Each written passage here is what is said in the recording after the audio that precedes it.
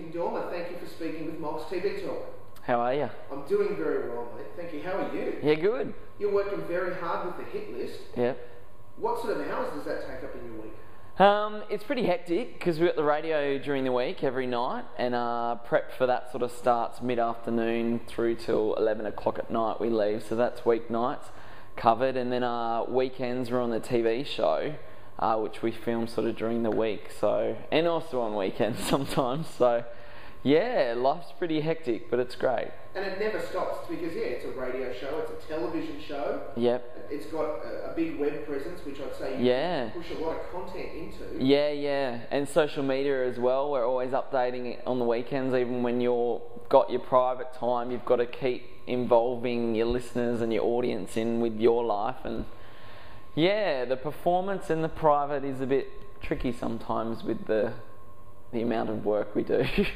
But that's really key, isn't it? Engaging with your fans and the audience, the people that want to hear about the latest celeb stuff, music stuff, how Tim and Renee are going. I mean, it doesn't stop with Twitter and Facebook. You guys are really connected there. Yep. Like if I'm at home just watching, say, like the MTV Awards on a weekend, people will want to engage in conversation with what I guess me and Renee think about this, but we're not getting paid to do that, but it's all part of the gig being someone who, I don't know, people want to know our opinion of popular culture and the cult of celebrity. Yeah. So how did you get into this? I started off doing a lot of work experience. I'm from Sydney. I've only been doing hit list for about 8 months now. So I did radio down there with Nova, just sort of lots of promotional stuff, what do you call shit kicking, sort of just doing the jobs that no one else wants to do, and then bits of like ads here or there on TV. So I always wanted to do music, TV presenting, and then having the radio background, came up here, went for the gig, really green, not much experience, and I think they just saw something that they thought that I could be taught, and can't be trained, but I can be taught. So excellent, 8 months working on the hit list. Yeah. What's been the biggest change for you professionally during that time? I think learning the craft of the radio. So I came in not knowing how to panel, and now I panel the show, and it's a live national radio show that and so that's been great to master the skill doing that, and I guess just adjusting to the workload, to like early mornings, late nights, no schedule because things change all the time, but well, it certainly keeps you alive, and something that helps you recognise that you're upright and breathing with that. And that's the key, I guess, keeping fresh and always bringing something new to the table. So Hit List, as I said before, is both a television show and a radio show. Yep. This kind of hybrid crossover program is new in Australia. It's not happening anywhere else in this country.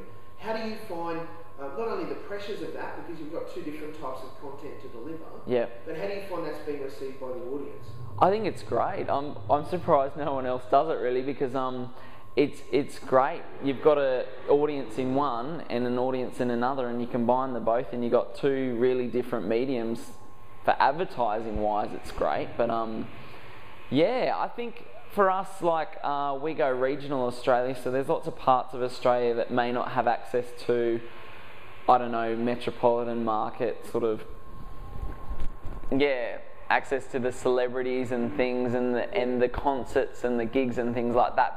But our job is to bring that to them, and so 7 days a week, TV on the weekends, radio during the week. But that's a key point of difference, I think, that because your market is regional Australia, predominantly, and there's no less interest. In Exactly. Or Toowoomba around celebrity and music and those sorts of things, to have access to that through people like you guys. I would expect that you would have a ton of Facebook fans and lots of listeners and lots of viewers. Exactly. Like we do, whenever we interview a big artist like, say, Katy Perry, we put out the call and say, we're interviewing Katy Perry this weekend. If you want to ask her a question, send us your question via Twitter, and someone in Dubbo can ask Katy Perry what her bra size is. So kids love that. Has Katy Perry ever heard of Dubbo before? Yeah, exactly. That's the other thing. These celebrities don't even know how far they're going in terms of regional Australia, and some people come just to do the metropolitan market, Sydney and Melbourne, and yet we take them out to Gippsland or Mount Isa. Do you have much personal time then to develop other projects or to unwind? That's the tricky thing. That's the balance, I guess. The always remembering when you aren't at work, it's all right to relax, it's all right to switch off, it's all right to just do nothing on the couch.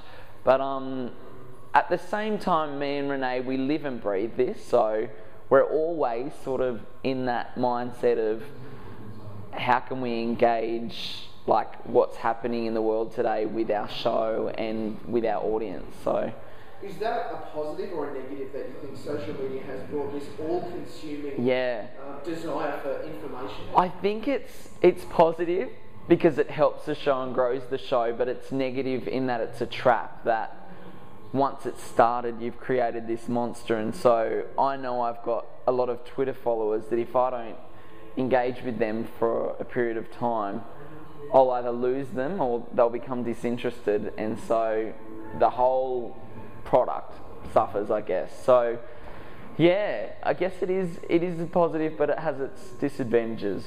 So what are your plans for 2011? Just to keep growing the hit list and hit list TV, and seeing how we can grow the audience and grow the brand, and then see what other avenues we can get into popular culture as well. So like magazines maybe and other media platforms. The media empire continues to grow. Timmy and Renee take over the world. That's awesome. Thank you, Tim. No, thank you.